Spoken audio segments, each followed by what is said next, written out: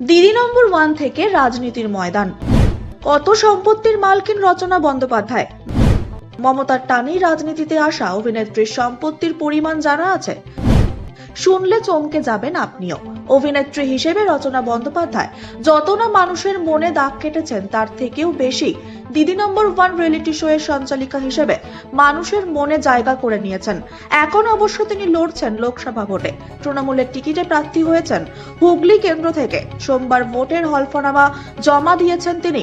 সেখানেই নিজের সমস্ত সম্পদ ও আয়ের খতিয়ান দিয়েছেন। কত সম্পত্তির মালকিন তিনি?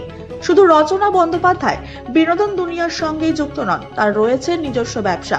শাড়ি, গয়না, বিউটি প্রোডাক্টসের নিজস্ব ব্র্যান্ড শুরু করেছেন বছর খানেক আগেই। এছাড়া একাধিক স্টেজ শো করে থাকেন এখনো। টিভির দিদি রায় দেখলে চোখ কপালে উঠবে যে কারো। হলফনামা অনুসারে রচনা বন্দ্যোপাধ্যায় 2019 সালে একটি গাড়ি কিনেছিলেন, যার